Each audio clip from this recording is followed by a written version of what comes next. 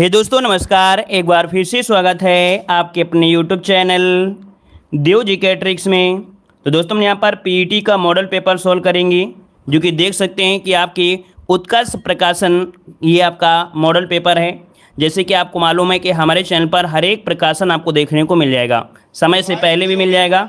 तो आप लोग यहाँ पर चैनल को जरूर सब्सक्राइब कर लीजिएगा, ठीक है। और प्लेलिस्ट हमने बना दिया है जहां पर आपको सुबह से क्लासें चलती हैं। याद रखिए हमारे चैनल पर आपको सुबह से क्लासें मिलेंगी। सुबह 11 बजे क्लास होती है, फिर आपका 11:45 में आपकी क्लास होती है, जो कि स्पेशल डोज होता है स्टैटिक जीके का। और इसके बाद 3 बजे भी आपका मॉडल पेपर सॉल्व कराया जाता है। 5 बजे आपको यहाँ पर टॉपिक वाइज जैसे हिस्ट्री, पॉलिटी, ज्योग्राफी हो गई। और इसके बाद यहाँ पर शाम को 7:30 बजे भी क्लास होती है। रात में 9:30 बजे भी आपका मॉडल पेपर सॉल्व कराते हैं। और 10:10 में आपको यहाँ पर करंट अफेयर की क्लास होती है। तो यहाँ पर इतने ज़्यादा आपको यहाँ पर तैयारी चल रही है आपके पीईटी एग्जाम की कि आप लोगों को किसी का कोर्स लेने की भी आवश्यकता आपको नहीं पड़ेगी, ठीक है। तो चलिए स्टार्ट करते हैं। सभी को जय हिंद, सभी को जय हिंद, सभी को जय हिंद। यहाँ पर ये उत्कर्ष प्रकाशन की बुक आपके मार्केट में आ चुकी है, तो आप लोग यहाँ पर मार्केट से मंगा सकते हैं, आप लोग ले सकते हैं। ऑनलाइन भी आपको मौजूद है और इसे बुक को आप लोग ऑफलाइन भी दुकान से आप लोग ले सकते हैं, ठीक है ना। तो चलिए स्टार्ट करते हैं। गुड इवनिंग सभी को, गुड इवनिंग सभी को, गुड इवनिंग। तो चलिए स्टार्ट करते हैं। यहाँ पर देखिए क्वेश्चन दिया गया है, निम्नलिखित विदेशी यात्री किस क्रम में भारत आए थे। चलिए 1 को ऑप्शन देना है कि निम्नलिखित विदेशी यात्री किस क्रम में भारत आपके आए थे। यहाँ पर जवाब देना है 1 का ऑप्शन क्या हो जाएगा। चलिए तो देखो यहाँ पर देखा जाए तो यहाँ पर जो सर टॉमस रो हैं और फायान है और आपके हुएन सांग है। तो देखो भाई यहाँ पर सबसे पहले कौन आए थे? सबसे पहले आपके आए थे फायान आए थे, फिर आपका हुएन सांग, फिर आपका टॉमस रो, है ना। यहाँ पर देखा जाए तो ऑप्शन कौन सा जाएगा? सी नंबर इसका राइट हो जाएगा। कौन सा बनेगा? सी नंबर इसका राइट हो जाएगा। सी नंबर आपका बनेगा। देखो जो चंद्रगुप्त के समय वो आया था आपका फायान आया था, हर्षवर्धन के समय आपका हुएन सांग आया था, है ना। और यहाँ पर जो टॉमस रो आए थे जहांगीर के समय आए थे। तो आप ही समझ लीजिए, बिल्कुल इजी क्वेश्चन आपका हो गया। ऑप्शन बन गया आपका सी नंबर। आगे बढ़ते हैं। क्वेश्चन दिया गया है, विजयनगर साम्राज्य की स्थापना किसके शासनकाल में हुई थी। चलिए बताइएगा यहाँ पर आपका जो राइट आंसर होगा, राइट क्या हो जाएगा। जो भी लोग यहाँ पर पहली बार जुड़े भाई चैनल को जरूर सब्सक्राइब करिएगा, ठीक है। सभी लोग बार वीडियो को लाइक कर दीजिए। देखिए हम आपको सबसे पहले ही मॉडल पेपर सॉल्व करा देते हैं। आप किसी के भी पास आप मॉडल पेपर नहीं पाएंगे, लेकिन आप हमारे चैनल से जुड़े हैं तो आपको सबसे पहले मॉडल पेपर हर एक प्रकाशन के मिल जाते हैं, ठीक है ना। तो आप लोग भी यार सभी लोग सपोर्ट करिएगा, सभी लोग वीडियो को लाइक जरूर कर दिया करें, ठीक है ना। जितने लोग भी यहाँ पर हैं सभी लोग लाइक से जरूर कर दिया करें। तो चलिए यहाँ पर देखिए 2 का ऑप्शन क्या बनेगा।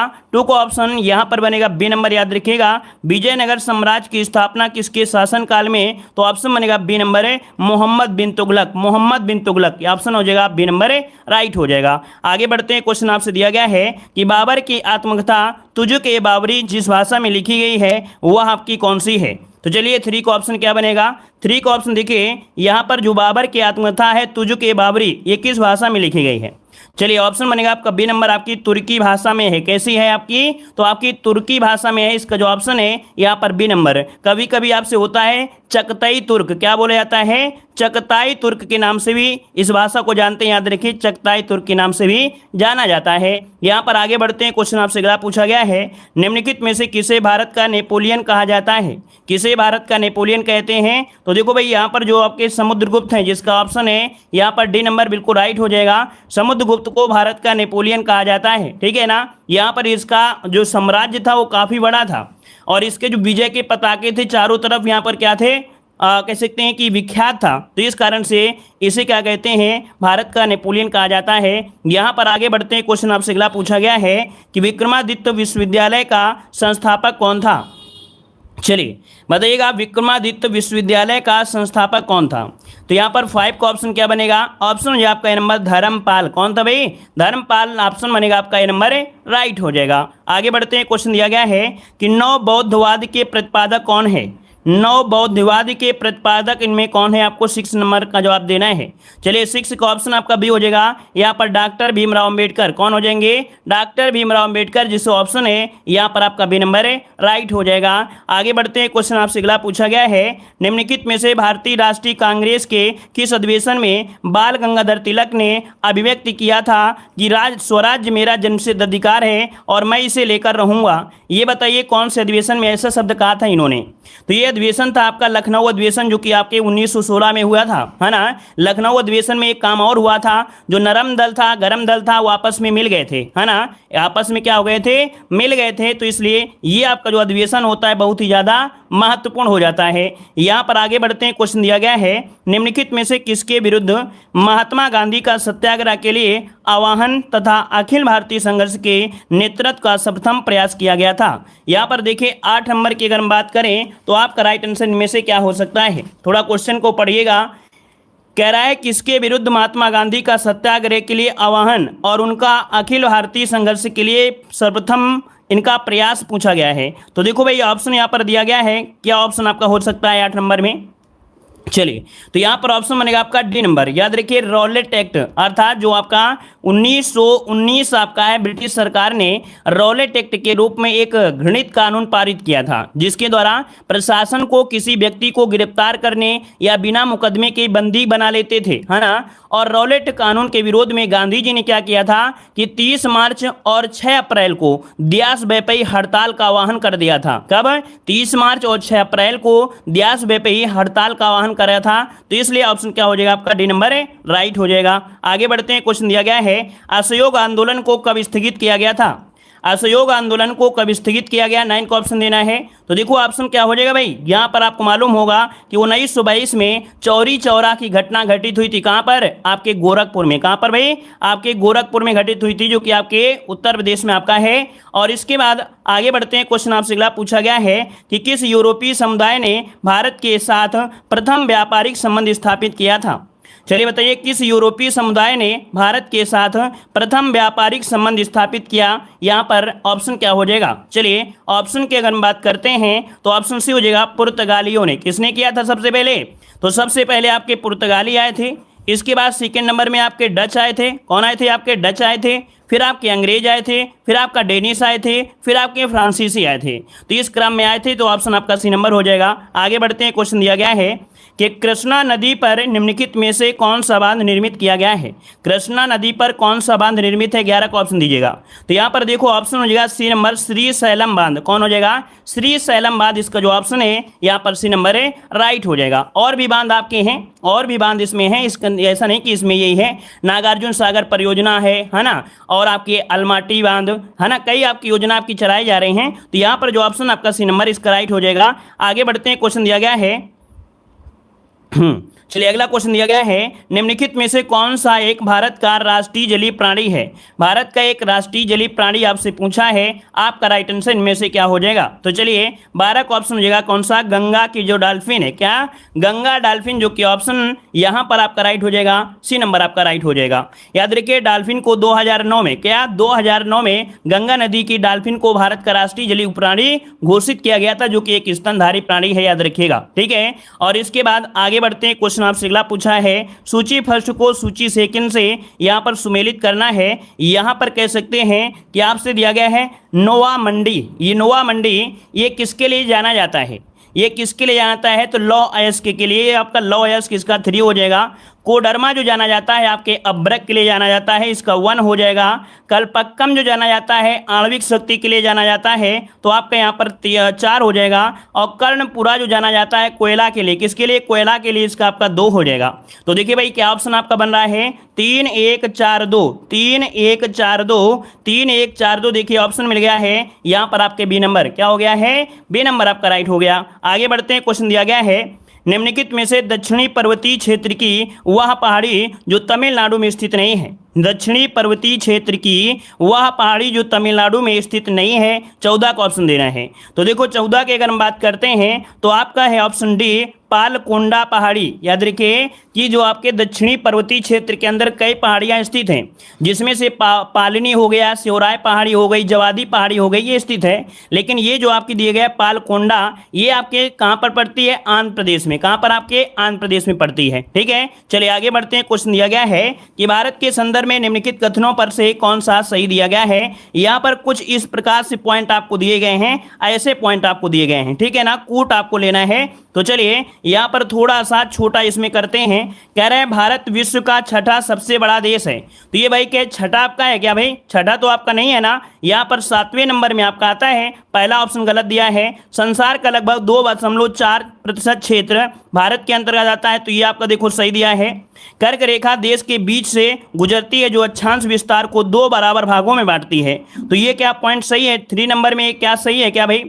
ये वाला पॉइंट आपका सही है। तो यहाँ पर देखो कह रहा है कर्क रेखा देश के बीच से गुजरती है, लगभग बीच से दिया है, जो अक्षांशीय विस्तार को 2 बराबर भागों में, लगभग बिल्कुल सही दिया है ना?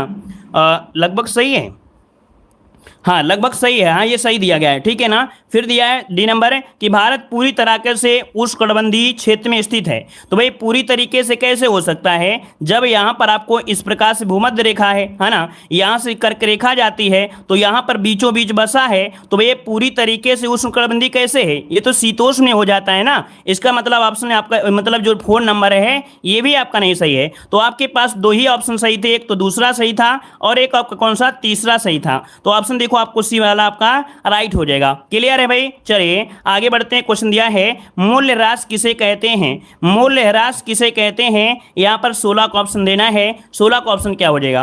तो मूल्यह्रास किसे कहते हैं, देखिए यहां पर दिया किसी वस्तु के मूल्य में गिरावट नहीं, कह रहा है भौतिक संसाधन के इस्तेमाल के दौरान होने वाली टूट फूट, बिल्कुल सही है। यहां पर कोई भी भौतिक संसाधन मतलब होता है, कोई मान लीजिए आपके घर में कोई मशीन है, मान लीजिए कोई पंखा है ना, तो इसमें क्या होता है इस्तेमाल जब करोगे तो कहीं ना इसमें कुछ ना कुछ क्षति होगी कि नहीं होगा, टूट फूट होगा कि नहीं होगा, उसी को हम लोग मूल्यह्रास कहते हैं। तो ऑप्शन बनेगा आपका बी नंबर। आगे बढ़ते हैं। क्वेश्चन दिया गया है कि क्षेत्रीय ग्रामीण बैंक की स्थापना किस वर्ष की गई थी दोस्तों? चलिए जवाब दीजिएगा, क्षेत्रीय ग्रामीण बैंक की स्थापना कब की गई थी? चलिए भाई जितने लोग जुड़े एक बार वीडियो को लाइक करिएगा भाई।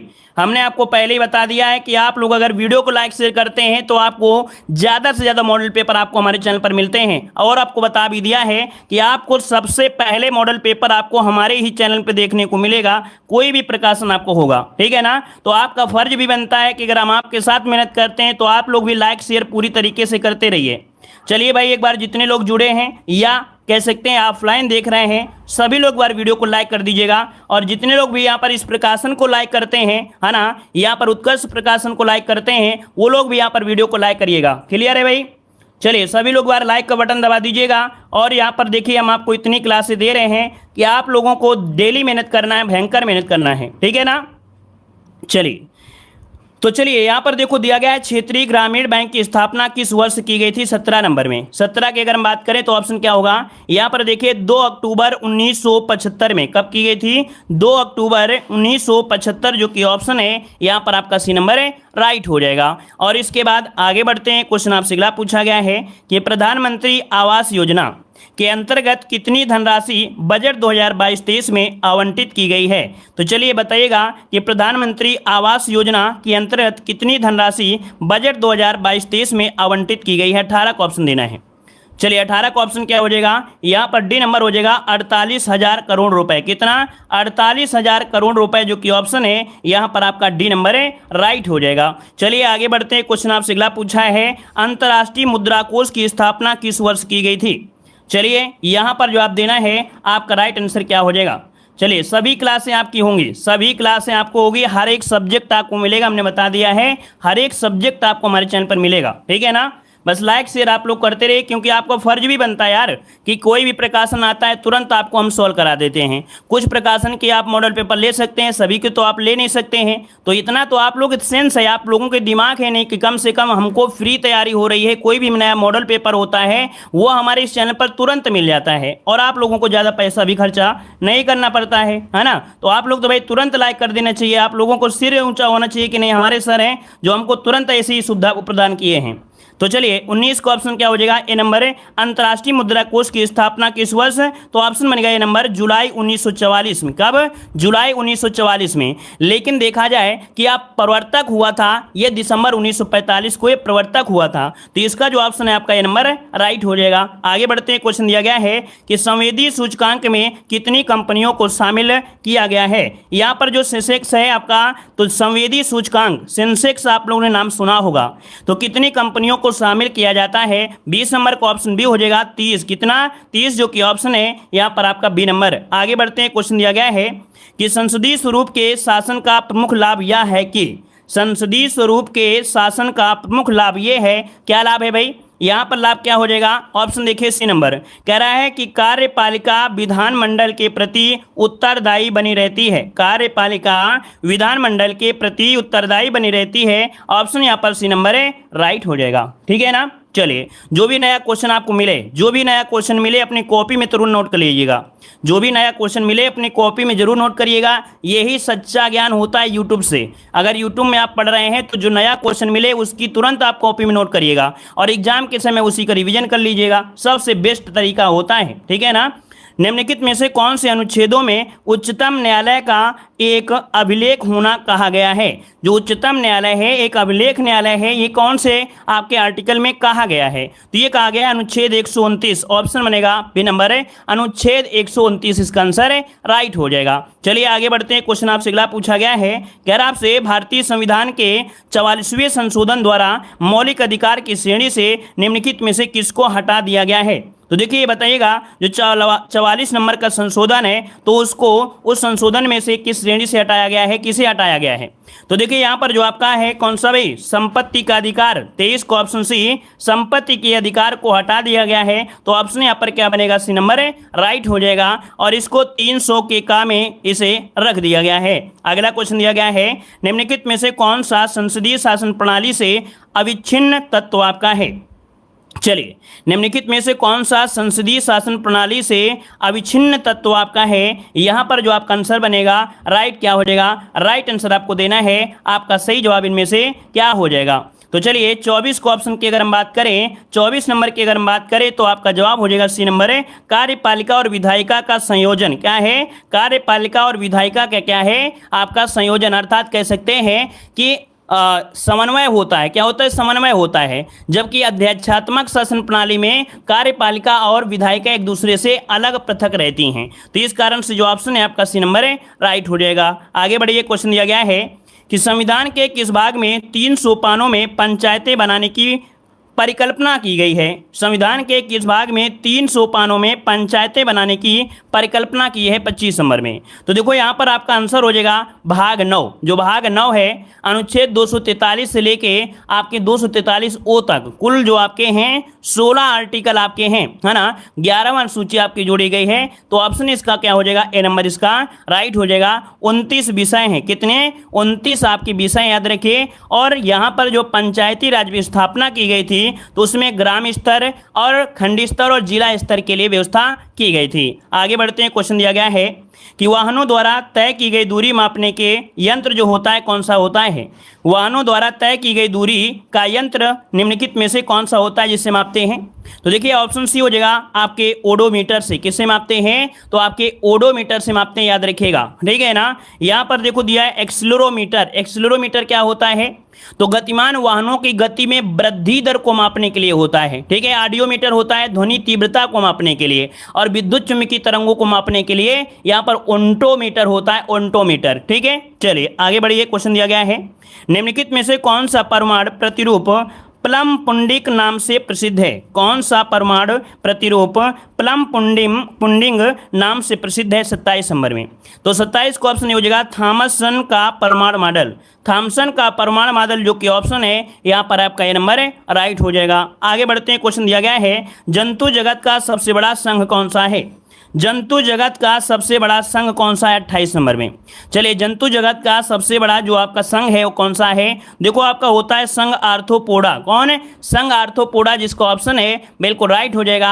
आपका जवाब बनेगा यहाँ पर आपका सी नंबर है, राइट हो जाएगा। इसके अंतर्गत देखा जाए काफ़ी चीज़ें आपकी होती हैं और खुला परितंत्र में आपके पाए जाते हैं, है ना? झींगा, तितली, मक्खी, मकड़ी, बिच्छू, केकड़े, ये दुनिया आपके बहुत पाई जाती है। चलिए आगे बढ़ते हैं। क्वेश्चन दिया है कि हरित लवक पाया जाता है। हरित लवक पाया जाता है तो आपके किस में पाया जाता है? दोस्तों यहाँ पर जवाब दीजिएगा। चलिए हरित लवक पाया जाता है किस में पाया जाता है? चलिए देखिए 29 को ऑप्शन हो जाएगा डी नंबर है, उपयुक्त सभी, अर्थात राइबोसोम और थाइलेकाइड और आपके क्वांटासोम में, अर्थात इनमें से ऑप्शन डी हो जाएगा, इनमें से सभी में पाया जाता है। यहाँ पर आगे बढ़ते हैं, क्वेश्चन आपसे अगला पूछा गया है, कह रहा आपसे निम्नलिखित में से किस पेशियों में लैक्टिक अम्ल का जमा होता है। जो आपका कौन सी पेशी होती है, किस प्रकार की पेशियों में लैक्टिक अम्ल का जमा हो जाता है, तो ये आपकी जो ऐच्छिक पेशियां होती हैं, क्या जो आपकी ऐच्छिक पेशियां होती हैं उनमें लैक्टिक अम्ल का जमा होता है, और लैक्टिक अम्ल जम जाने के कारण ही हमें क्या होता है, थकान का महसूस होता है, अर्थात थकान का अनुभव प्रतीत होता है। मतलब ऐच्छिक पेशियां मतलब होता है जो हमारी इच्छा के अनुसार नियंत्रण होती है, उन्हें कहते हैं। चलिए आगे बढ़ते हैं, क्वेश्चन आपसे अगला पूछा गया है, यहाँ पर देखो दिया गया है कि रामायण शब्द में कौन सी संधि है। चलिए बताइएगा, रामायण शब्द में जो संधि है वो आपकी कौन सी है। तो आप कहेंगे सर इसे तोड़िए, सबसे पहले इसे जगह हम लोग तोड़ेंगे तो बनेगा राम धन अयन, क्या निकलेगा, राम धन अयन निकलेगा, राम धन अयन निकलेगा। अब आप ही बताइए कि यहाँ पर दिया गया है छोटा, यहाँ पर दिया है छोटा, तो दोनों को मिलकर बन गया बड़ा, तो ये दीर्घ स्वर संधि हो गया कि ना हो गया। ऑप्शन देखिए, यहाँ पर आपका बनेगा कौन सा, यहाँ पर सी हो जाएगा, दीर्घ संधि। अब यहाँ पर देखो एक पॉइंट और भी आपको दिया है कि व्यंजन संधि मतलब होता है, व्यंजन संधि में यही रूल एक ये होता है कि जो दिया गया है राम, क्या बनेगा, राम, धन जो आपका दिया है अयन, क्या है आपका अयन, तो यहां पर क्या होता है कि ना का परिवर्तन क्या हो जाता है, अड़ा में हो जाता है, ना का परिवर्तन क्या होता है, अड़ा में हो जाता है। तो यही रूल, यही मैं फॉलो कर लेता है, ये ऑप्शन के अनुसार होते हैं, तो आपका इसका सी नंबर लगाएंगे। ठीक है, चलिए आगे बढ़ते हैं। क्वेश्चन दिया है इप्सित शब्द का विलोम क्या होता है, इप्सित का विलोम क्या होता है। चलिए इप्सित का विलोम जो होता है अनिप्सित होता है, क्या होता है, अनिप्सित, जो कि ऑप्शन क्या है आपका बी नंबर है।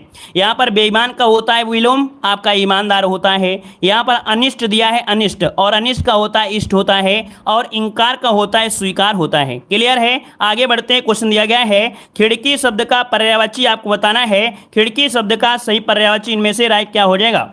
चलिए जवाब देते रहिए, और पहली बार जुड़ रहे हैं तो आपको हर एक प्रकार के प्रकाशन हमारे चैनल पर मिलेंगे, तो आप लोग चैनल को जरूर सब्सक्राइब कर लीजिएगा। कोई भी प्रकाशन आपका हो आपको सबसे पहले हमारे चैनल पर मिलेगा। तो आप लोग भाई नए हैं, पहली बार आए हैं, तो चैनल को जरूर सब्सक्राइब करिएगा। चलिए खिड़की शब्द का पर्यायवाची 33 नंबर में, खिड़की शब्द का पर्यायवाची क्या होता है, यहाँ पर खिड़की शब्द का पर्यायवाची पूछा है, क्या बनेगा भाई।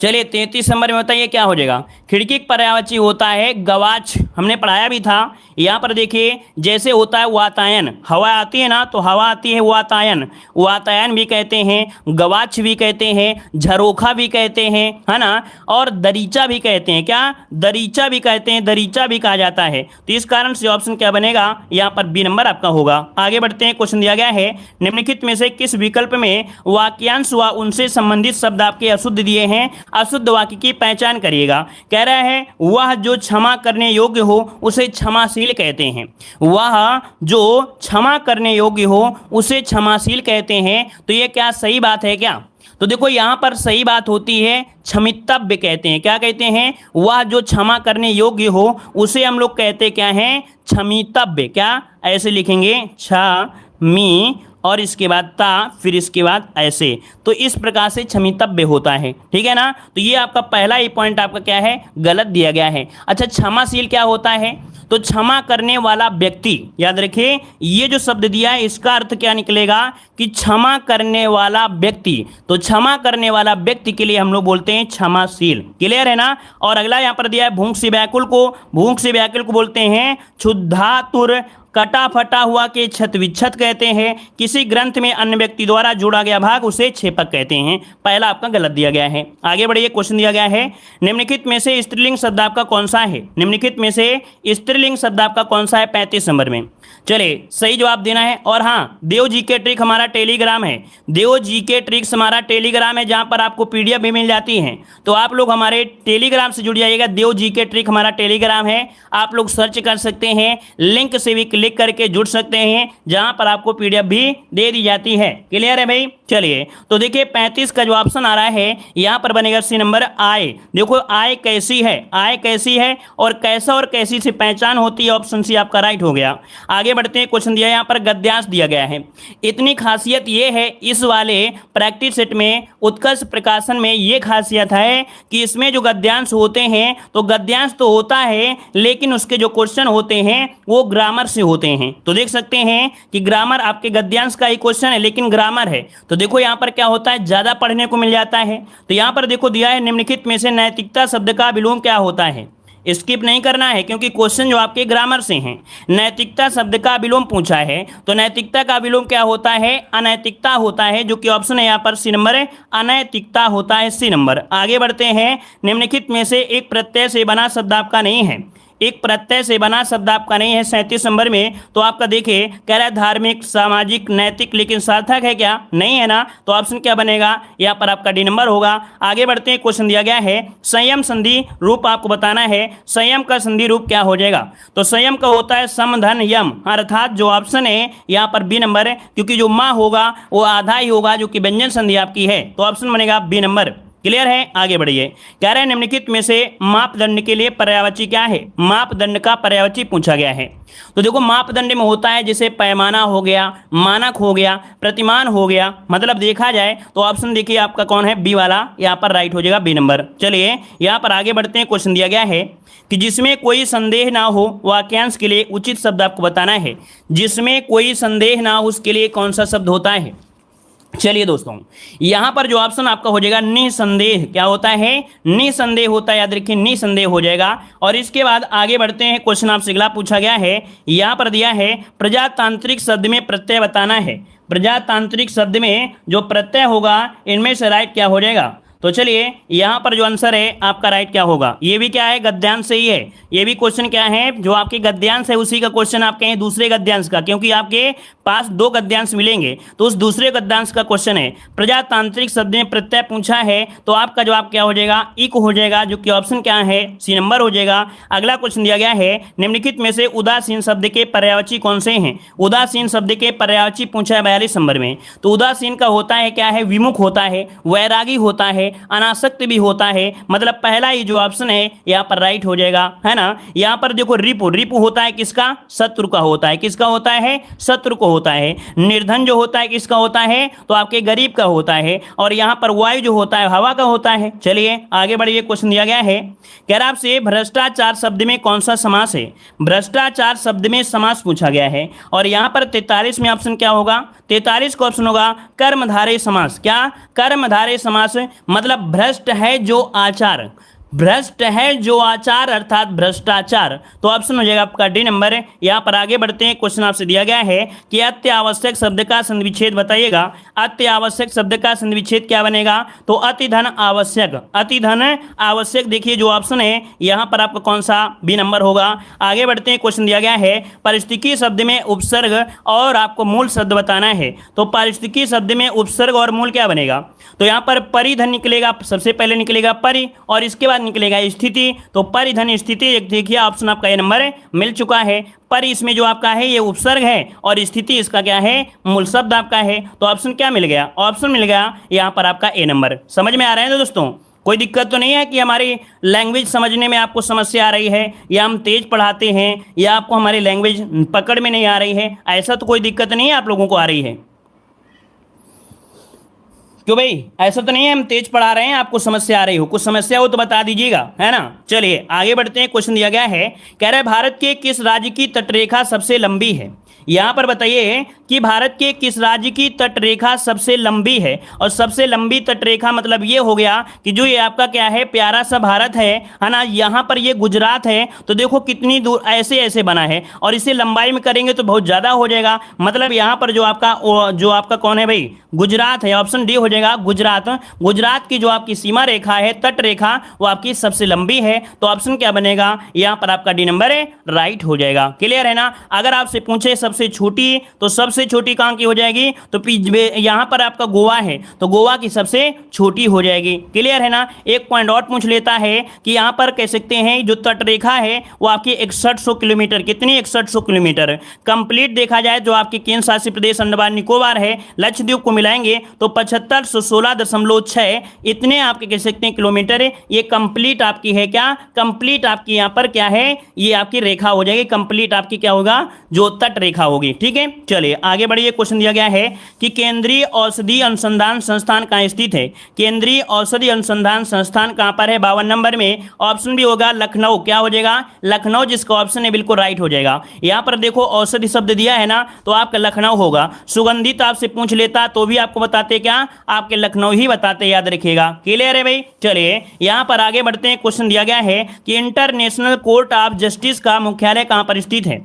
इंटरनेशनल कोर्ट ऑफ जस्टिस का मुख्यालय है ये आपके कहाँ पर है, तो देखिए ऑप्शन हो जाएगा सी नंबर द हेग। क्या हो जाएगा, द हेग, जो कि ऑप्शन है यहाँ पर आपका सी नंबर राइट हो जाएगा। द हेग कहाँ पड़ता है, नीदरलैंड में पड़ता है। कहाँ पर, नीदरलैंड पड़ता है। अगर पूछे स्थापना कब की गई थी, तो आपके 1945 में इसकी स्थापना की गई थी। हमने पॉइंट ये भी बताया था कि इस न्यायालय में आपके 15 न्यायाधीश होते हैं। कितने, 15 न्यायाधीश होते हैं, जिनमें से इनकी कितने वर्षों के लिए, 9 वर्षों के लिए आपके नियुक्त किए जाते हैं। क्लियर है ना। एक पॉइंट और भी बताया था कि किसी एक देश के 2 न्यायाधीश नहीं हो सकते हैं साथ साथ, मतलब किसी भी देश के 2 न्यायाधीश एक साथ नहीं हो सकते हैं, एक देश का एक न्यायाधीश होगा। ये भी पॉइंट आपको याद रखना है। चलिए आगे बढ़ते। क्वेश्चन दिया गया है, यहाँ पर कह रहा है निम्नलिखित में से कौन सा पुरस्कार केवल संगीत से संबंधित है।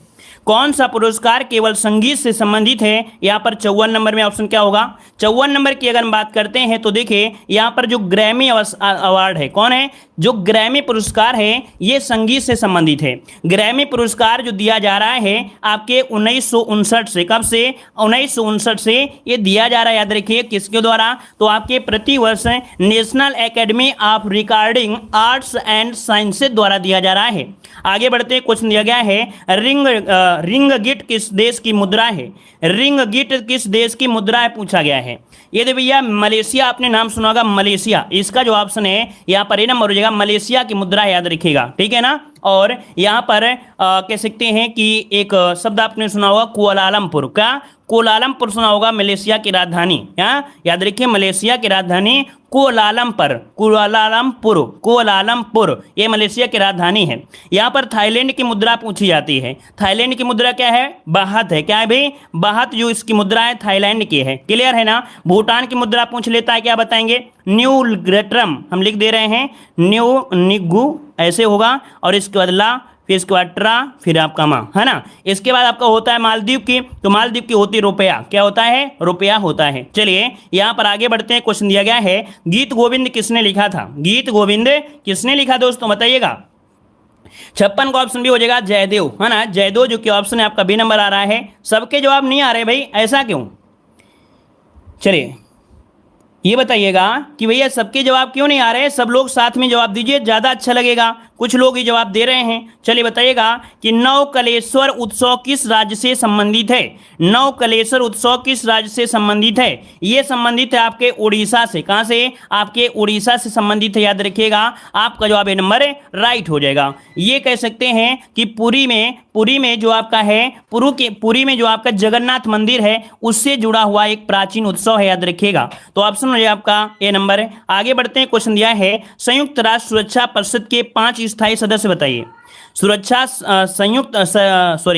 संयुक्त राष्ट्र सुरक्षा परिषद के 5 स्थायी सदस्य पूछा है, तो यहां पर देखिए क्या हो जाएगा। यहां पर ऑप्शन बनेगा सी, चीन, फ्रांस, रूस, ब्रिटेन और आपके यूएसए, जो कि ऑप्शन क्या है यहां पर आपका सी नंबर राइट हो जाएगा। स्थापना कब हुई थी, तो 24 अक्टूबर 1945 को हुई थी, है ना। और एक पॉइंट और भी आपको करंट अफेयर में पढ़ने को मिला होगा कि भारत जो आपका है 2021-22 में, भारत 2021-22 के लिए सुरक्षा परिषद का अस्थायी सदस्य आपका बन गया है, याद रखिएगा। आगे बढ़िए। क्वेश्चन आपसे दिया गया है कि साजन प्रकाश किससे संबंधित हैं। साजन प्रकाश किससे संबंध है, यहाँ पर 59 का ऑप्शन। यहाँ पर इनका संबंध है तैराकी से। किससे है, साजन प्रकाश का संबंध है आपके तैराकी से। साजन प्रकाश ने क्या किया था, ओलंपिक में क्वालिफाई करने वाले पहले भारतीय तैराक हैं। क्या, ओलंपिक में क्वालिफाई करने वाले पहले भारतीय तैराक हैं, याद रखिए। और ये केरल राज्य के रहने वाले हैं। कहाँ के हैं, तो आपके केरल राज्य के रहने वाले हैं। आगे बढ़िए। क्वेश्चन दिया गया है कि भारत में वायुसेना दिवस कब मनाया जाता है। भारत में वायुसेना दिवस कब मनाते हैं दोस्तों, जवाब दीजिए। चलिए तो देखिए भाई यहाँ पर जो ऑप्शन है 60 नंबर में ऑप्शन सी हो जाएगा। 8 अक्टूबर को कब मनाते हैं? 8 अक्टूबर को मनाया जाता है। याद रखिए इसकी स्थापना जो हुई थी 8 अक्टूबर 1932, क्या 1932 को इसकी स्थापना की गई थी। वायुसेना का मुख्यालय कहाँ पर है? तो आपकी दिल्ली में है, अर्थात आपकी दिल्ली में है। क्लियर है? चलिए यहाँ पर आगे बढ़ते हैं। क्वेश्चन दिया है कि 10 जनवरी 1991 को सप्ताह का कौन सा दिन था? ये आपके किससे दिया है? ये दिया गया आपके रीजनिंग से। तो रीजनिंग और मैथ आपके अलग से मिलेगा, अलग वीडियो में मिलेगा, है ना। रीजनिंग और मैथ जो है वो आपकी अलग से आपकी क्लास होगी, उसमें सॉल्व कराया जाएगा। प्रतिवर्ष अंतर्राष्ट्रीय श्रमिक दिवस कब मनाया जाता है? प्रतिवर्ष अंतर्राष्ट्रीय श्रमिक दिवस कब मनाते हैं? तो देखो भाई 91 का ऑप्शन क्या बनेगा? चलिए 91 का ऑप्शन देना है, आपका राइट आंसर इनमें से क्या होगा? तो देखो भाई यहाँ पर 1 मई को मनाते हैं, क्या 1 मई को मनाते हैं, जो कि ऑप्शन क्या होगा? सी नंबर राइट हो जाएगा। यहाँ पर अगला क्वेश्चन आपसे दिया गया है, कह रहा आपसे सतत अर्थात यहाँ पर MSME जेड प्रमाणन योजना का शुभारंभ किसने किया है? तो ये बताइएगा कि MSME सतत प्रमाणन योजना का शुभारंभ किसने किया है? तो ये शुभारंभ किया है आपके नारायण राणे, जो कि ऑप्शन है यहाँ पर डी नंबर। ये केंद्रीय सूक्ष्म लघु और उद्यम मंत्री हैं। क्या? ये केंद्रीय सूक्ष्म लघु और उद्यम मंत्री हैं। याद रखिए नारायण राजे ने आपका ये योजना शुरू किया है। चलिए आगे बढ़ते हैं। क्वेश्चन आपसे अगला पूछा गया है कि 2 मई 1922 को किसने विश्व स्नूकर चैंपियंस 2022 का खिताब जीत लिया है? तो देखिए 2 मई 2022 की बात है, और ये जीता किसने है? तो आपके रोनी ओ सुल्वीन। कौन है? रोनी ओ सुल्वीवन, इन्होंने जीत लिया है। यहाँ पर जो आंसर है आपका ये हो जाएगा, ये इंग्लैंड की हैं। कहाँ की हैं? आपकी इंग्लैंड की हैं, याद रखिए। तो ऑप्शन आपका ए हो गया। आगे बढ़िए। क्वेश्चन दिया गया है कि 3 मई 2022 को जारी विश्व प्रेस स्वतंत्रता सूचकांक 2022 में भारत कौन से स्थान पर है? तो चलिए 94 का जवाब देना है। यहां पर आपका राइट आंसर होगा क्या? चलिए करंट अफेयर तो किसी से गलती नहीं होनी चाहिए, करंट अफेयर तो किसी से गलत नहीं होना चाहिए। यहां पर देखिए 150वें स्थान पर है। कितने में है? तो आपके 150वें स्थान पर इसका जो ऑप्शन है आपका राइट क्या हो जाएगा? 150वें। जबकि इससे पहले कितना था? 142 था। इसके पहले जो था वो 142 था। याद रखिए इससे पहले जो था 142 था, लेकिन अब आपका कितना है? 150वां स्थान है। यहाँ पर आगे बढ़िए। क्वेश्चन आपसे दिया गया है, कह रहा आपसे यहाँ पर 4 मई 2022 को भारतीय रिजर्व बैंक ने रेपो दर को 0.40% बढ़ाकर कितने प्रतिशत कर दिया है? 95 का जवाब देना है। यहाँ पर आपका राइट आंसर क्या हो जाएगा? चलिए भाई राइट आंसर की अगर हम बात करें तो यहां पर आंसर बी हो जाएगा 4.4। कितना कर दिया है? 4.4 कर दिया है, याद रखिएगा। यहां पर आगे बढ़ते हैं। क्वेश्चन आपसे अगला पूछा गया है कि जीवला विशेष ऋण योजना किस राज्य सरकार ने शुरू किया है? जीवला विशेष ऋण योजना किस राज्य सरकार ने शुरू किया है? 96 का ऑप्शन क्या होगा? तो 96 का ऑप्शन डी हो जाएगा आपके महाराष्ट्र सरकार ने। किसने? महाराष्ट्र सरकार ने। ये एक ऋण योजना है। क्या? ये एक ऋण योजना है जो कि राज्य सहकारी बैंक द्वारा उन कैदियों के लिए पेश की गई है जो कि 3 वर्ष से अधिक जेल में सजा काट रहे थे, उनके लिए ये योजना आपकी है। आगे बढ़ते हैं। क्वेश्चन आपसे दिया गया है कि मई 2022 में किसने भारतीय वायुसेना के महानिदेशक के पद पर यहां पर संभाला है? तो चलिए बताइए भारतीय वायुसेना के महानिदेशक जो आपका है, इसका था जो डीजी का पद है, ये किसने संभाला है? चलिए आपके पास ऑप्शन है 97 में। तो ऑप्शन जो है सी नंबर संजीव कपूर है। कौन है? संजीव कपूर इसका जो ऑप्शन है, यहां पर सी नंबर इसका राइट हो जाएगा। आगे बढ़ते हैं। क्वेश्चन आपसे अगला पूछा गया है कि जीन बैंक परियोजना स्थापित करने वाला पहला भारतीय राज्य कौन सा है? जीन बैंक परियोजना स्थापित करने वाला पहला राज्य इनमें से बताना है। तो 98 का ऑप्शन भी हो जाएगा महाराष्ट्र है। कौन है? महाराष्ट्र ने महाराष्ट्र जीन बैंक को मंजूरी दे दिया है। और इसके बाद आगे बढ़ते हैं। क्वेश्चन आपसे अगला है, मिड डे मील के साथ सहकारी स्कूलों में नाश्ता देने वाला भारत का पहला राज्य कौन सा बना है? मिड डे मील के साथ सहकारी स्कूलों में नाश्ता देने वाला भारत का पहला राज्य कौन सा है 99 में? तो यहाँ पर आंसर हो जाएगा ए नंबर आपका तमिलनाडु है। याद रखिए तमिलनाडु जो कि ऑप्शन बनेगा ए नंबर राइट हो जाएगा। आगे बढ़ते हैं। क्वेश्चन दिया गया है कि विश्व का सबसे लंबा कांच का पुल किस देश में बनाया गया है? विश्व का सबसे लंबा कांच का पुल किस देश में बनाया गया है? तो देखिए भाई ऑप्शन क्या होगा? यहाँ पर 100 का ऑप्शन बनेगा सी नंबर आपके वियतनाम होगा। क्या? यहाँ पर वियतनाम लगाना है, चाइना मत लगा दीजिएगा। ये वियतनाम में बनाया गया है, याद रखिएगा। इसका नाम है बैक लॉन्ग ब्रिज। क्या नाम है भाई? इसका नाम है बैकलॉन्ग ब्रिज, ये इसका नाम है, याद रखिएगा। मतलब होता है व्हाइट ड्रैगन, इसका अंग्रेजी में अर्थ होता है व्हाइट ड्रैगन, होता है व्हाइट ड्रैगन। और ये 632 कितना 632 मीटर लंबा है, यानी करीब देखा जाए तो आपका यहाँ पर 2073 फीट का, क्योंकि ये मीटर आपका, ये क्या है मीटर है, और फीट में देखा जाए लगभग 2073 फीट आपका है। ऊंचाई देखा जाए तो 150 क्या है मीटर, यानी 492 फीट इसकी क्या है आपकी ऊंचाई है। तो इस प्रकार से यहां पर आपका ये क्या हुआ, क्वेश्चन आपका कंप्लीट होता है। चलिए अगली क्लास का टाइम जो आपका है यहाँ पर देखिए, अगली क्लास का टाइम है हमारा, हमको बता देते हैं, आपको शुरुआत से बता देते हैं कि देखिए हमारी सुबह क्लास होती है कितने 11 बजे से होती है, एक मॉडल पेपर सॉल्व कराते हैं। हमने बता दिया है कोई भी आपका ऐसा मॉडल पेपर नहीं होगा जो हम आपको सॉल्व ना करवाते हों, और सबसे पहले सॉल्व करवा देते हैं। तो सुबह 11 बजे क्लास होती है, मॉडल पेपर सॉल्व कराते हैं, पीईटी का ही सॉल्व कराते हैं। 11:45 में क्लास होती है स्पेशल डोज। स्पेशल डोज में जो आपका सामान्य अध्ययन के 10 प्रश्न पूछे जाते हैं स्टैटिक जी के, वो हमारी सीरीज चलाई गई है स्पेशल डोज के नाम से। इसके बाद यहाँ पर 3 बजे एक मॉडल पेपर आपका होता है, याद रखिए 3 बजे भी आपका मॉडल पेपर आपका होता है, ठीक है ना।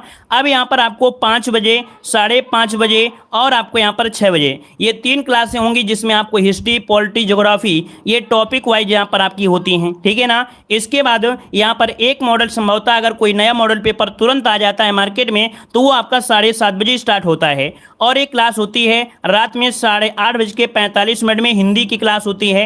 इसके बाद 9:30 बजे एक क्लास होती है, मॉडल पेपर पीटी का होता है, और रात 10:10 में करंट अफेयर की क्लास होती है।